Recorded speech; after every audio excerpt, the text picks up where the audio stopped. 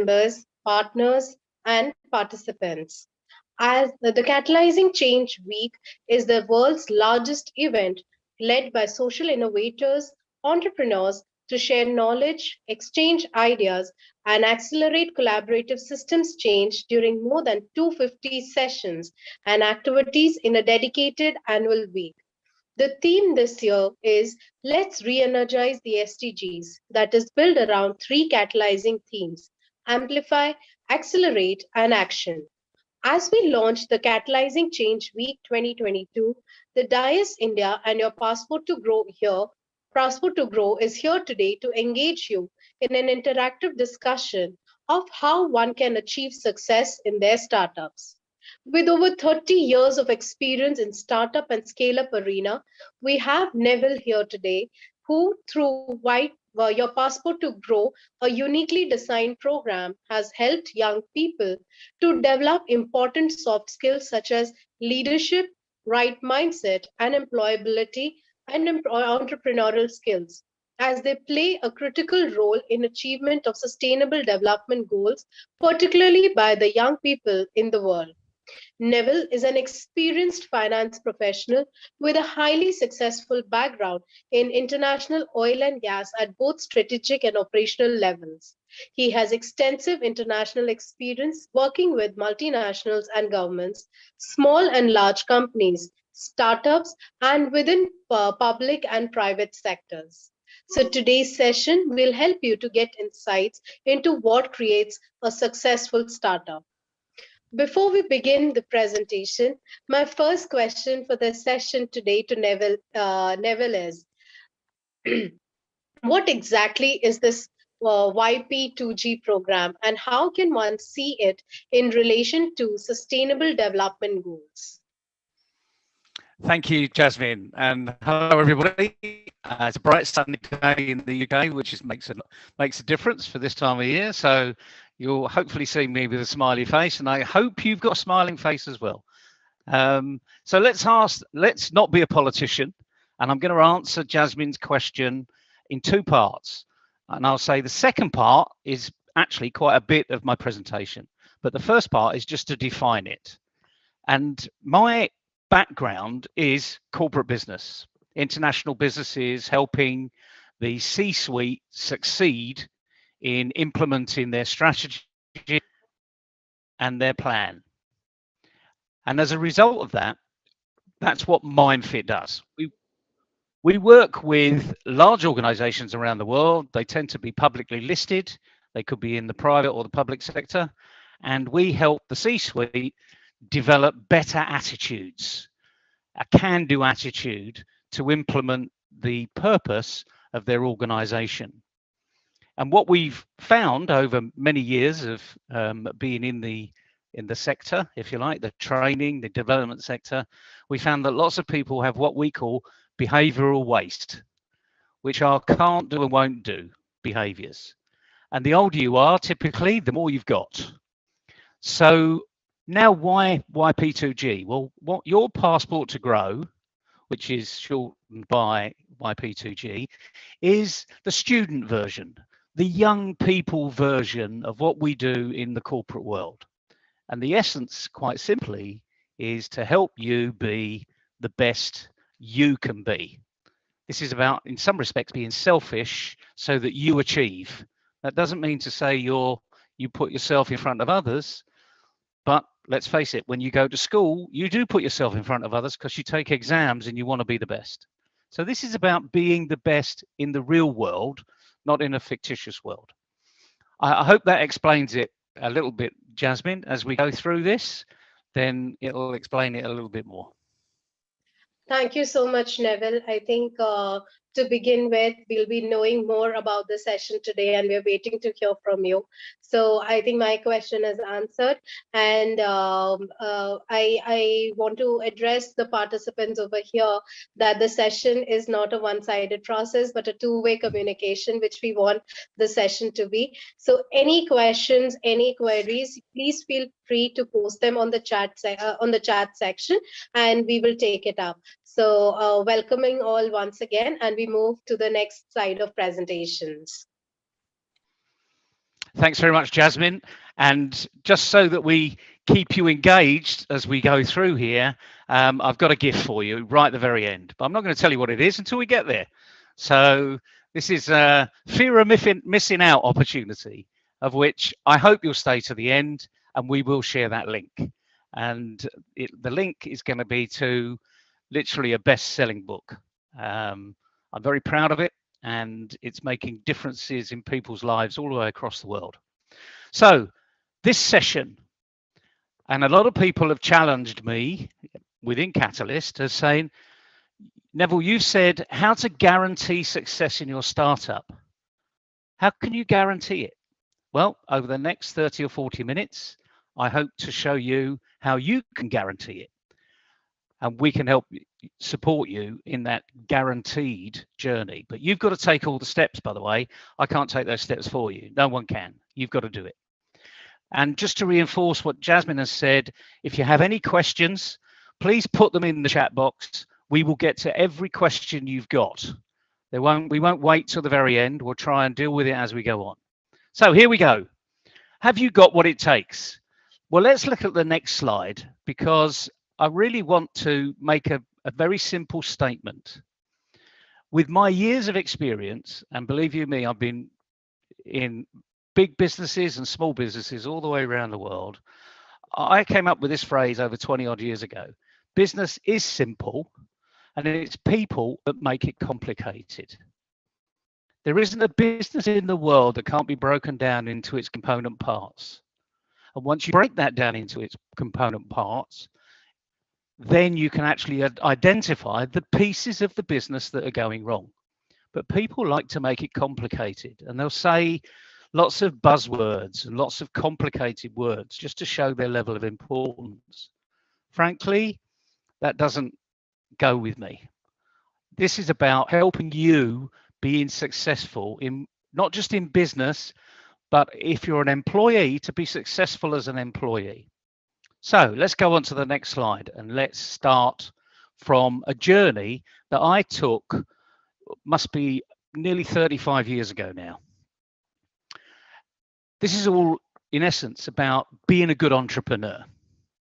So when I was in corporate life, I was an employee, I traveled the world, I was typically a problem solver. And what we would do, we would find a problem that was really important to the organization to get better at, improve at. Coming back to the phrase I've used already, be the best you can be. So we wanted to be the best we could be in the oil and gas industry. So this slide here is very simply, what I said, business is simple, people make it complicated. This is the simplest form of supply chain collaboration, as we call it, or called it then, that you can have. And we sat in a room and we were told by the powers that be in the organization, our supply chain actually causes a problem. And it causes us a problem not when we establish the supply chain, but actually when we scale up. Because having a business, when you first start, it's fairly easy to create that supply chain. But when you try to scale up, that's when you get problems. And we had huge problems here because of the scaling up nature of our business. And let me put it into simple terms. When we entered a new country, so this was new business, new country, no infrastructure, nothing. We would typically have a 10 or 12 person office. We would see there's an opportunity for a development and a future cash flow.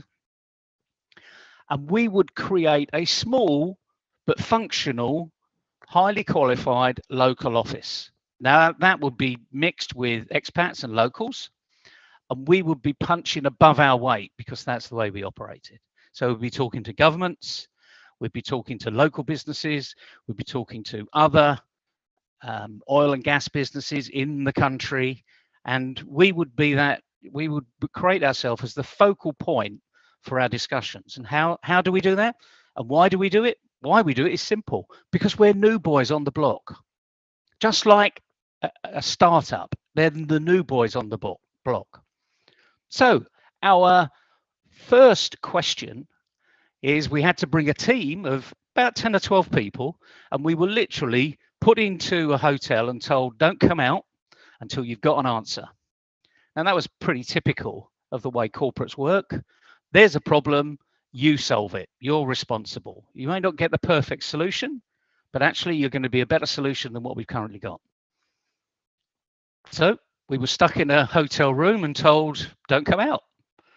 And interestingly enough, despite the complicated nature of supply chains, we broke it down into 4 component parts, and they're on the screen. The first component part is obviously the quality and availability of the product or service that you're buying. The second part is the quality of the management delivering that product or service, their capability. The third one is, how did we know about them in the first place? What is their brand? What is their marketing position? What is their promotional activity? Where are they going to go? Where's their future? And the third one is, again, we're a buyer now looking at this, is what's their financial position? So we'd look as venture capitalist, an investor, or fundamentally, what's their cash flow like? And once we've got all of those 4 that we're very happy with, then we would work with that organization. So imagine you're that startup. We would be looking at your product and your service, your capability. Can you supply what we've got? Are you capable of growing? Because we're in a growth mode. We want to grow. Do you know a lot about your branding, your marketing, and your promotion? We'll talk it just marketing, basically. And the other one is finance. Can you handle a scale up? And all of these questions people are going to ask you as a startup so that they can justify whether or not you're going to be good enough to work with them. So this is looking at it from a slightly different point of view. We'll come to the same conclusion that every startup needs to have, but this is why. So if we go to the next slide, what we found was we could easily, remember now, I'm the buyer. So I'm going to be really selfish about buying things from you. And frankly, I don't want you to be good at branding, marketing, and promotion, because as far as I'm concerned, we want to be your only client. We want you to look at us and say, when you're being asked to do things, you do them instantly. You don't say, well, I've got other clients. We're looking at you. We're being very selfish. And we said that, right back then. The other thing is, interestingly enough, we're not bothered how badly you're funded or how well you're funded. Because again, if we're going to buy your product or service, then we will make sure that you stay in business. Now, that might mean we pay you up front. It might mean we actually build the equipment for you to be able to do the job to fulfill to us. We don't have that problem. Remember, we've got a huge supply chain internally. So the issue that we had as an organization is it boiled down to 2 things: the quality of the product or service and the scalable nature of that product or service. Was it easily available? Could we get more of it? If we wanted more of it, what were the lead times? All those sort of things. But equally, and more importantly, actually, was the quality of the management. So as an entrepreneur, as a startup, I want to know about the quality of you. And then the quality of the product or service. So am I believing you? Am I investing in you? And I think a lot of startups don't actually realize the importance of being the best you can be. And I'm not talking about technically, because that's the product or service. I'm talking about the soft skills, as they're called. I'll call it leadership, because it's a much bigger term and it covers encompasses far more things. But fundamentally, it's underpinned by your can-do attitude. Now, if you look at any entrepreneur program in the world, they make the assumption that you have a can-do attitude. The problem is most people don't have a can-do attitude. But this is why it's important. This is where we have to go back to grassroots. This is where the business is simple, people make it complicated arena starts to unfold. So remember, we're in this place 30 odd years ago. I was there as a buyer of services. We were looking at growth. So we were looking at, can this organization grow with us? And flipping it to today, as you're in a startup or maybe you're in a scale up, these are the 4 questions that your buyers are going to be asking. Are you going to be around? Are you solving a problem? That comes into products and service. But are you resilient enough to solve a bigger problem down the line? The only place that comes in management. It's your resilience and it's your respect to yourself to build that resilience. Even though you might not know what the answer is, you have a can-do attitude to go and get it. So what I've just shown you is, it took us some time to do this. And interestingly enough, this is still active in the world of oil and gas today. This is still how they look at building supply chains locally. So if you're an entrepreneur and you're looking at oil and gas as a potential buyer, they're going to be looking at the first 2 items on that line, not the second 2. And interestingly enough, I find wherever I go around the world, most people, most entrepreneurs focus on the 3rd one and then struggle with the 4th one. But they're irrelevant. And I have to say it, they're irrelevant. I'll say it twice, I'll say it 3 times because it's important. They're irrelevant to the buyer. The buyer wants a good product or service and they want you. They want you to service their contract. So this is where, hopefully, these words I'm using sort of come into the 21st century. But believe you me, this is nothing new. So whatever you've been listening to, please learn this lesson. A startup will succeed because it's got good management and it's got a good product or service. So I hope that makes it fairly clear to where we're going here, because now I want to unravel what we need to do beyond that. And I'm going to talk about the 3 keys to success, but I'm going to pass over to Jasmine here, just in case someone's got a burning question. I can't see the chat box, so she's the manager for the day. So all hail, Jasmine. Thank you so much, Neville. I think which brings me back to the same question of what you mentioned. Because when we talk about success of an enterprise or success, we usually account it in terms of the technical skills that the people possess. But is that the only reason that a venture or an enterprise succeeds?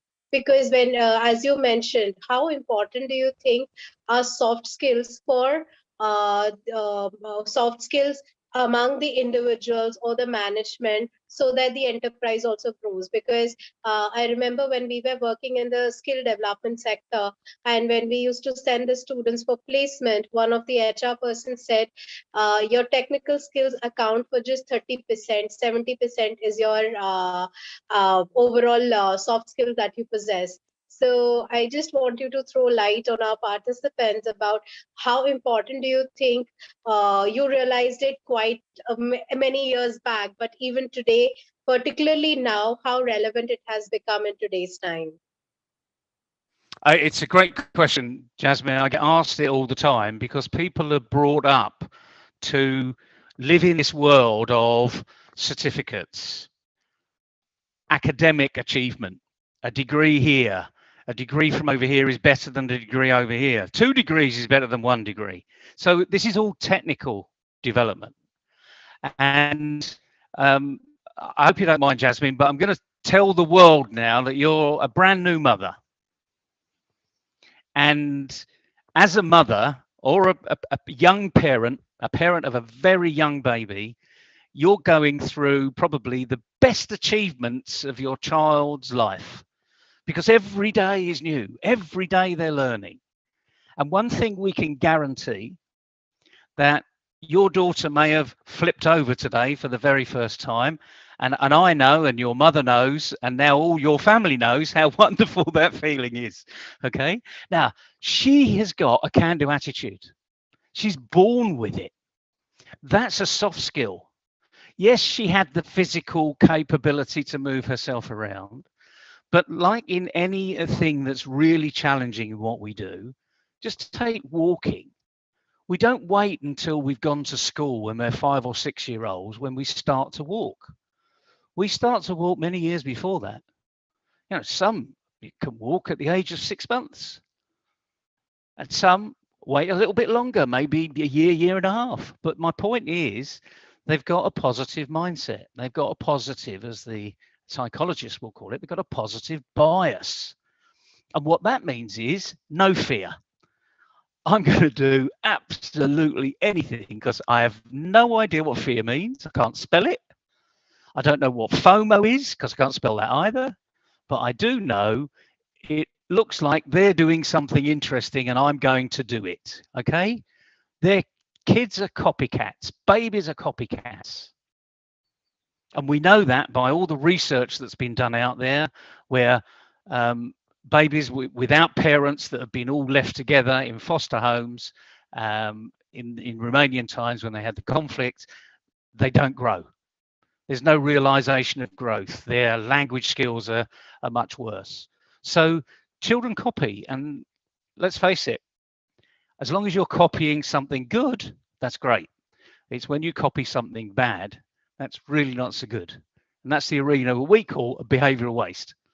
So hopefully, Jasmine, that answers the question. Again, not completely, because we're now going to get into that. Is that okay? Yes, thank you. Thank you so much, Neville.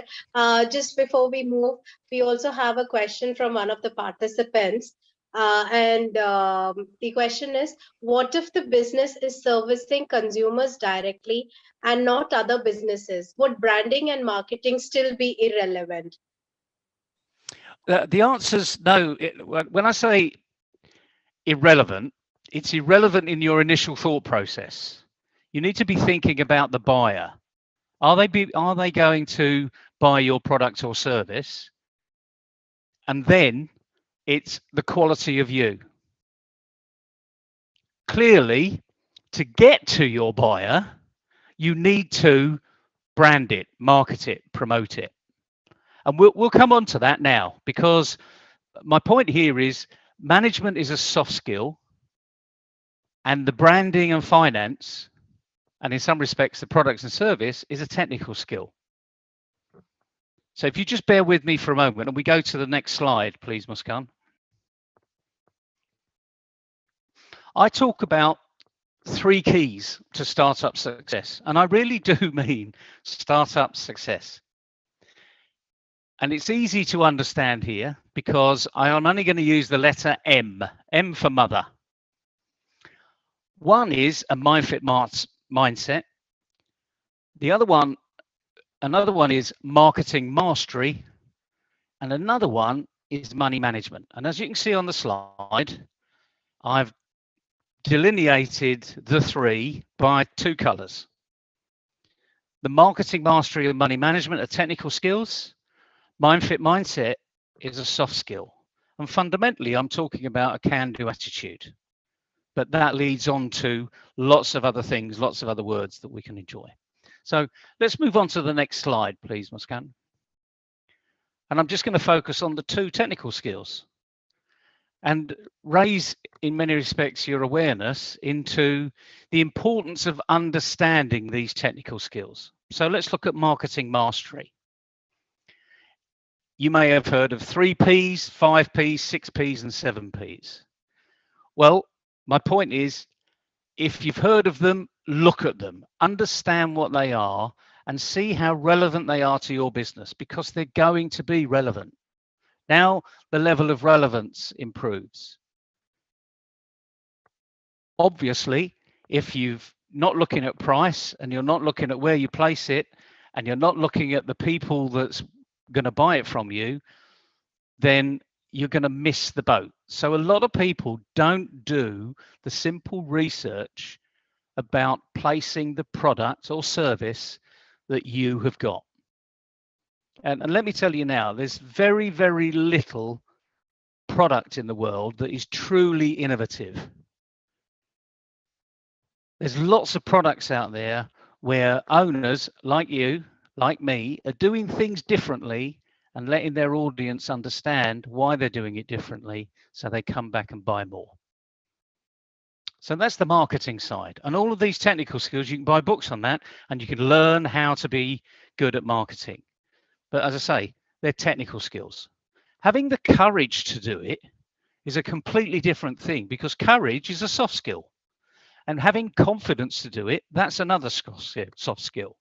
And being committed to do it, that's another soft skill.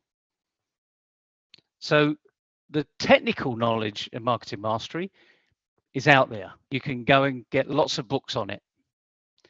The other one, money management. It's about finance. Do you understand budgets? Do you know what your break even is? Do you realize that you can be an incredibly profitable company and go bust because you haven't got the cash flow? And this is one of the answers that I hear all the time. We run out of money. What's the biggest reason why entrepreneurs fail? And 80% fail. 80% of startups fail, even today. And why? Because they say they run out of money. They don't run out of money. That is a consequence of running out of a plan, running out of a proper business plan and implementation, running out of confidence, running out of ideas, and all of these are not running out of money. Running out of money is a consequence of poor planning. Very, very few occasions have I seen an organization that has failed because they really did run out of money. There just wasn't the opportunity to get the funding. But again, money management, you don't have to be an accountant. I suggest you do a bookkeeping course, because I think that's really good for you. You'll understand your own business. But as that little picture says, this is about your investment, what you're going to save, where you're banking, and your costs to the business. So the cost of sales that everyone talks about. And again, you don't have to be a rocket scientist to understand finance and money. And if you don't really understand it, buy a book on it. There's some fantastic startup books out there. Fred Learns Accounting is a brilliant book. You can get it online. And it's every accountant that I've ever known has actually started reading that book and thought, "Whoa, that's a great idea." So just Google it. There's lots of TED Talks. There's lots of other things that will talk to you about how to make sure finance works for your organization. So those are the two technical arenas that will make your business a success.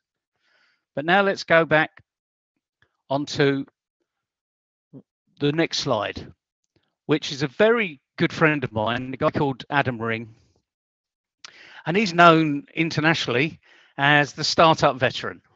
He's seen more startups than most people, and he understands, he and I are on the same wavelength, because he comes up with lovely phrases like this. Because again, business is simple, people make it complicated. So whether you're an individual starting up, you will be building a team around you. Whether they're part of your organization or just part of your supply chain, they are your team. And he says a startup team is a family, and its founders are wedded at the hip. Now, if you've been married, you understand what that really means. You know, their pain is your pain is their pain. And their success is your success, and vice versa. So in simple terms, because we're all joined to a family somehow, if you have a healthy family, you've got a healthy startup. You can look Adam up on LinkedIn. He's there all the time. I've known him for about 5 years, and he's become a very good friend of mine because he just talks simple, nothing difficult. So the next question then for everybody. Oh, sorry, Jasmine, have we got any questions? Have we stunned everybody? Are they all silent or any questions coming through? Neville, one of the participants would like to know the name of the book you mentioned on bookkeeping basics. There are hundreds, okay? I don't get any commission on any of them, but there's a book called Fred Learns Accounting. Our Fred Learns Bookkeeping. There's a whole Fred Learns series. It's been around for a long time, and it will give you an insight. Alternatively, if I can suggest a couple of websites, maybe International Association of Bookkeepers, they're really good. Or if you want to go a little higher level, the Chartered Accountants, the International Association of Chartered Accountants. But as I say, all you've got to Google is, learning finance, and these things jump out of the page. But again, remember, you don't need to be an accountant. You just need to understand the money side of your business. And if you're not an accountant, get one. Because most startups say, I can't afford one. Actually, my response to that is you can't afford not to have an accountant. That doesn't mean to say they're on the payroll, but they're part of your supply chain. You outsource them to help you run your business. Okay, let's go on to the next slide, because what I want to focus on now is the mindfit side of life. And I'll call it, have you a mindfit mindset? You might want to say, have you a can-do attitude? And let me explain what a can-do attitude is, because no matter what you're doing, wherever you're doing it, whether you're happy or sad, these 4 elements are always in place. It doesn't matter what you're doing, whether you're sitting an exam, having a conversation with a friend, having a coffee on your own, your mind is actually has 4 processes that underpin everything you do. And the one is your thinking brain. So the question for you, are you able to think flexibly and appropriately? That doesn't mean to say you're technically competent. This is about thinking flexibly and appropriately. And now we're going to talk about your feeling brain, because no matter what we do, our feelings jump straight in. But I'm not talking about the bigger picture, if you like, of emotional intelligence. I'm just being simple about talking about emotionally competent and resilient. So in other words, when the going gets tough, what do you do? When someone says, I really don't like what your product does, do you take that personally, or do you take it as feedback? And going back to that person and saying, I understand it's not for everybody, but what do you think is missing? Now that's being competent and resilient. The majority of people don't think to respond, they just respond. But now a can-do person will be emotionally competent. They won't show anger. They may feel anger, they won't show it. They're in the learning mode. Give me feedback, tell me more, give me some more help. The next one is, what's your purpose? Now, you'll see in the press, in the financial press, in the business press, in the startup press, that this word purpose is becoming to come to the fore. Well, we've had it for over 20 odd years. I'm not saying we're the first person to use the word purpose, because where Mindfit came from, they were the first people to use purpose. But what are you driven with a real sense of purpose? These words here are not chosen by random. They are chosen very specifically so that you can write them down and really understand them. Are you driven with a real sense of purpose? Not passion, because people say entrepreneurs have to have passion. Okay, that's a given. But you can be really passionate about something and don't get anywhere. If you're purposeful, you will get somewhere. And the last one, which again, a lot of people say is pretty important here because I'm talking to other businesses and other business owners and my supply chain and my buyers, etc., etc. You need to be able to connect meaningfully with others.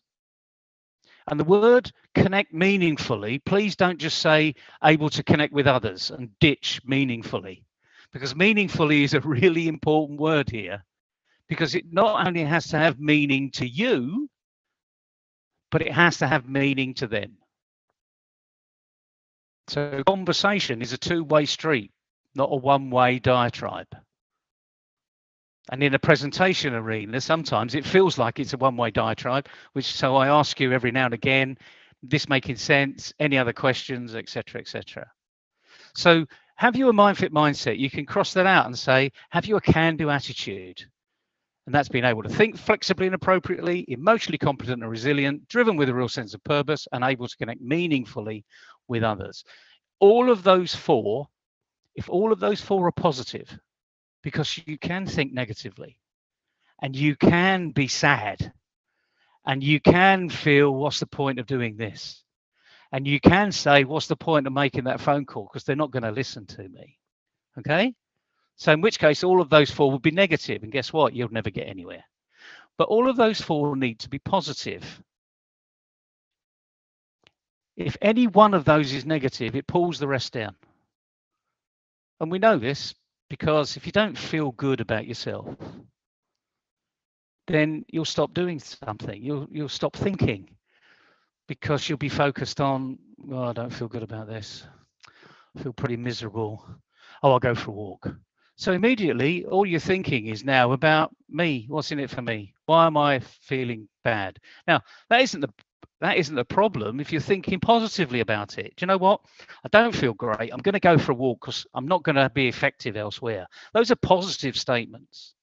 But what I said to you before were pretty negative statements. I'm sure you'll agree. So this is about you. But now let's take it up a level. And on the next slide, we take it into you and your organization. So what would a mind-fit organization look like? Whether you're a startup or a scale-up, this is what it looked like. And I've only picked out four because objectives are a real big thing. And if you're fulfilling your objectives and they're delivered in the right way, at the right quality and on time, you're actually fulfilling your budget. The next thing is your customers are satisfied. So see how being able to effect and communicate effectively with others is all about. And your performance levels will be met or exceeded. In many respects, they're going to be exceeded because you will accelerate things because you'll be reducing what we call behavioral waste. And those are the negative attitudes, the can't do and the won't do. We haven't said much about that, but if there's a can do attitude, as you'll see in the back, there are two others, negative, can't do and won't do. And you don't want that. And the next thing is employees are highly motivated. And the great thing about highly motivated employees doesn't mean you pay them a lot, because not necessarily the case. But they're motivated around what you're doing. They enjoy being there. They're engaged in the organization. They're more performance related. Their productivity goes up because they're enjoying what they're doing. They're motivated to work with you. And a nice byproduct of all of that is everyone's happy. I say byproduct for a reason, because if you just focus on being happy, that's not good enough. You can be very happy and not very productive. But if you are very productive and engaged, you're going to be happy because you're satisfying customers. Your objectives are delivered and they're delivered on time. And people feel good in the organization. And as you walk in, there are happy, smiley faces. Let me tell you now, there aren't many organizations in the world I walk into where there are lots and lots of happy, smiling faces. Certainly not when I walk in initially. When we've left them, quite a few have changed. So I hope that makes sense about what this is. And I want to go back and just underpin a few of these things, why we can say these things with confidence and guarantee you being successful.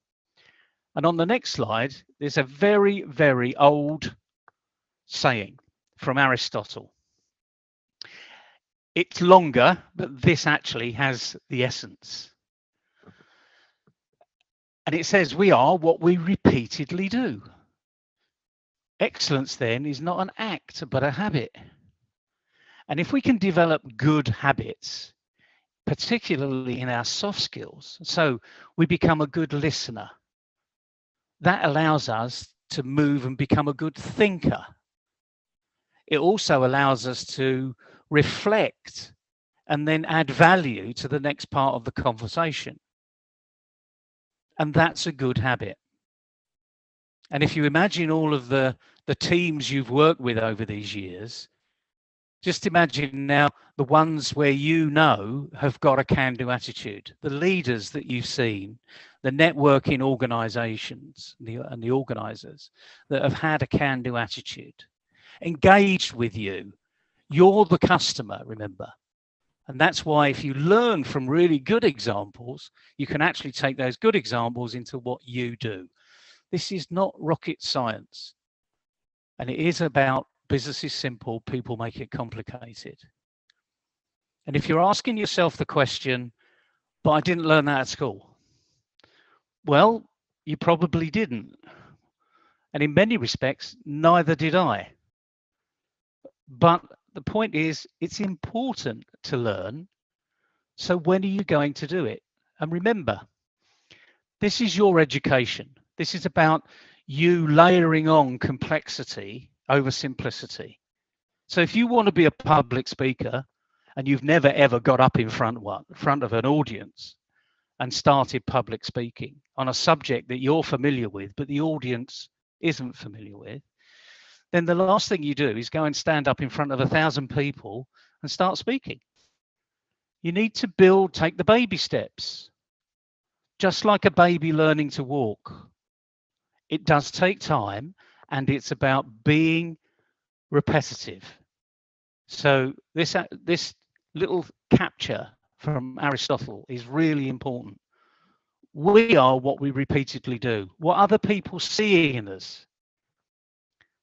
So excellence for ourselves and excellence that other people see in us is a habit. You can fake it for a while, but eventually faking it as an actor needs to become the habit. And if you listen to the greatest actors in the world, they'll say that the part takes over, and they can't stop it taking over because it's overwhelming, over-empowering.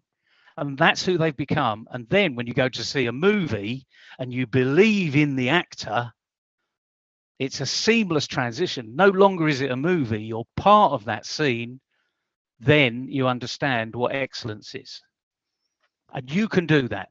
And all it does, it takes a bit of time and a bit of effort and a bit of focus. Hopefully that helps. Let's go on to the next slide. Jasmine, if there are any questions from that, please jump in. Because now I'm going to open this up to you. I'm going to give you a gift. And what this will do is get you thinking. Even if you are an entrepreneur and you're looking at scaling up, or you've already scaled up and you want to go to the next stage, or even if you're thinking about being an entrepreneur, this is a gift to help you get moving. It will get you started. It will help you achieve sustainability. Now, we haven't talked much about sustainability here, but remember, a good habit means it's sustainable. A bad habit means that it will lead to more bad habits. Because fundamentally, whatever you do, you will keep doing until you find something different. More importantly, this will help you consider your growth. As I said in here, this journey that you're doing, you need to be selfish. You need to be the best you can be, and therefore you need to really understand who you are. The nice thing about this is this book is completely free. The link we're going to show you on the next slide is completely free. We will send it to you, I think, in the feedback from the session. As you can see, I may have created and designed the book, but there's lots of contributors. Some of these people are at the very top of their game at government and national and international level, and others are just starting off. And there's a mix of men and women, because guess what? It takes a lot for the world to go round, and approximately 50% of the world population is women. So this is about diversity and all of those STEM skills that you might have thought about when you were first going through school. This brings those STEM skills to life. And more importantly, this first volume, there will be 3 or 4 more. This first volume is about improving your attitude and helping you develop soft skills.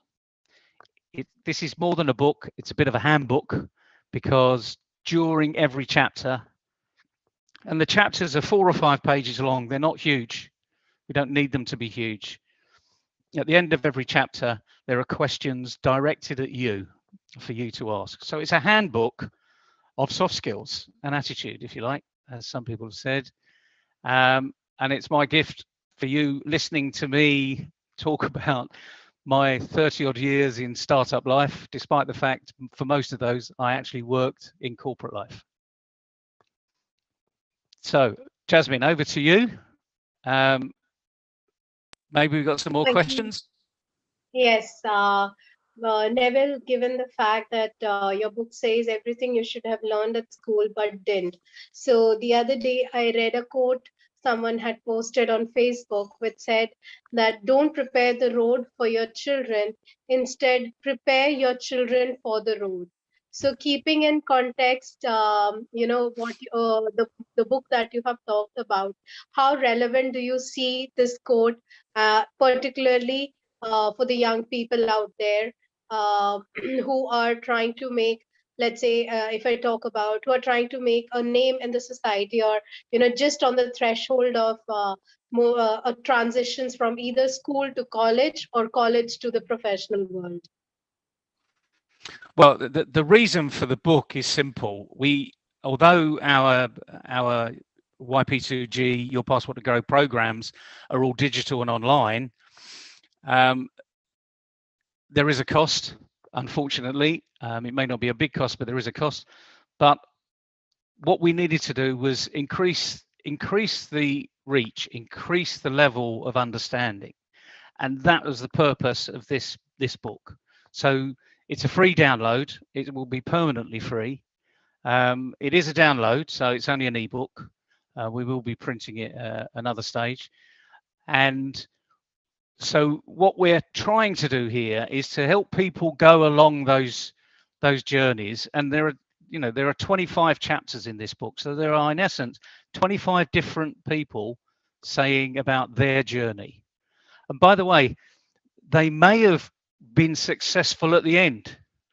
But let me tell you now, and I'm not going to steal the thunder away from reading the book, there are cliffhangers in every single chapter about what people believed, and then it wasn't working, so they had the courage, again, courage, not a technical skill, it's a soft skill. They had the courage to change what they were doing. And as a result of that, they changed what happened. So a new habit was created. And that's the beauty about sharing people's stories. And that's really the purpose of this book. It's just to doesn't matter what age you are, actually, because we've had feedback from chief execs of large corporate organizations that have implemented this in their organization. They've got people to read the book, because some of the trials and tribulations that people are going through here are real life, not some of them, all of them are real life situations. But these people have dealt with it in a certain way. So this has become a well-being handbook as well, because this is about you being the best you can be, mentally, in good mental health, as we call it. So yeah, that's the purpose of this book, is because we needed to do something to reach out to lots of people that just need a little bit of help. They don't need to come on a course. They don't need that detailed 15-day course. But this will help them along. And if they need more, come back. I'm always available. I'm on social media. All of these people in the book are on social media, so you can reach out to them as well. So it was the simple fact of life is we can do this at any age. The earlier you start to do it, the more of a habit it becomes. The more of a habit it becomes, you don't have to think about it.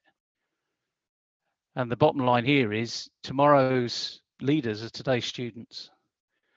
And that's where we're starting. In fact, the dedication in the book is, this is dedicated to the children of the world. By the way, I'm a child still, and Jasmine's a child. Okay, so it's dedicated to everybody. We owe them our best. So this is just a start to the best. It's not, by the way, it's not a literary genius. I'm sure you'll find spelling errors. Please don't tell me about them. I've got a long list. This is about you taking action. And that's the key. Take action, do something, learn about yourself, find out where a problem is and solve the problem rather than have a solution and then going to try and find the problem, because that's much, much harder. Over to you, Jasmine. Thank you so much, Neville. I think that answers a very key question that most of us had in our minds. I would like to ask the participants if there are any questions or any queries from the session. Please feel free to post them on the chat section and we'll be taking it up. I think since we have not received any set of questions right now, Neville, we can move to the next set of presentations. Sure. If I could just leave someone, Muskan, can we go to that slide we talked about, which I think is 2 slides on? That one. What people see from the crowd is first, second, and third. Winners. That's what they can see. There may be 20 winners on here. So that's what people see. But look behind. Look what's built, what those winners are built upon. And none of these boxes just fit first. They fit them all. It's just the level they've got. And if you can look on here, all of those things that are underneath define a can-do attitude. Having patience, having vision, being able to plan, being courageous. Late nights, focus. It's almost like there's a book of unwritten things that entrepreneurs do, and they all have sleepless nights, and they all go to bed late, and they all think about problems. Actually, that book's never been written, and I hope no one ever writes it, because they're myths. It's your startup, it's nobody else's. And there's a way you can get to some level of achievement. Doesn't mean to say you're going to scale it up to being another Google or an Apple or anything like that. You can be very successful locally and achieve and have a very fulfilled life. So I'm going to leave that picture up there, because what we see is where the crowd sees it. What we don't see is what underpins it. We don't talk about it enough. And interestingly enough, there's an easy way you can gain all of these skills, these soft skills, these leadership skills, these attitude skills, call it what you like. And that's actually go by doing it. So today is all about action. This will guarantee your success. I hope you've enjoyed it. Please contact me, ask me for more information, challenge me, tell me what your beliefs are, and we can have a good conversation. But thank you all for listening. Thanks to Dias for setting up this particular session. And I hope you enjoy the rest of Catalyst Week.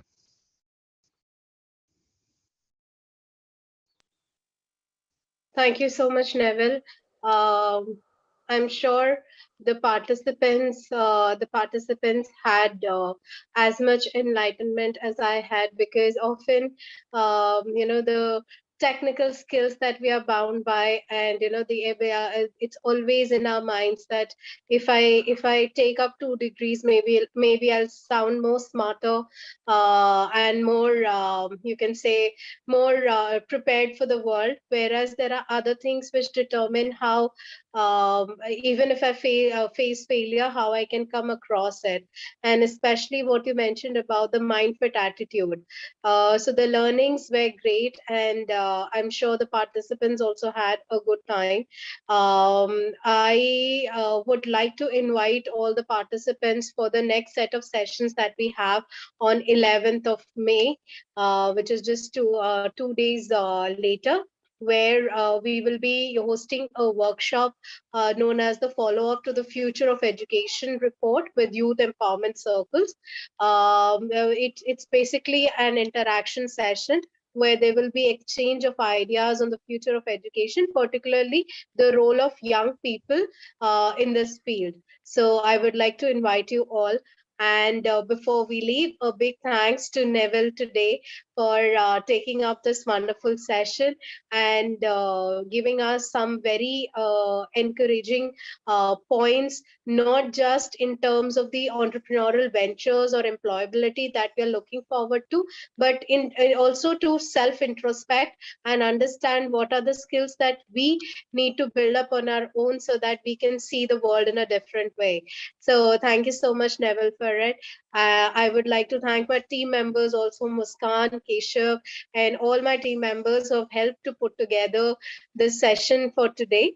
Apart from that, last but not the least, definitely the participants who joined us for the session. Hope you had an enlightening experience. And as Neville mentioned, please feel free to write to us if you have any queries. Even on the DIAS website, we have the discussion forums which you can use to post any queries, and we shall be moving it forward to Neville. And Neville's introduction and bio you all are aware of. So any questions, if you still have, please feel free to ask. And thank you once again.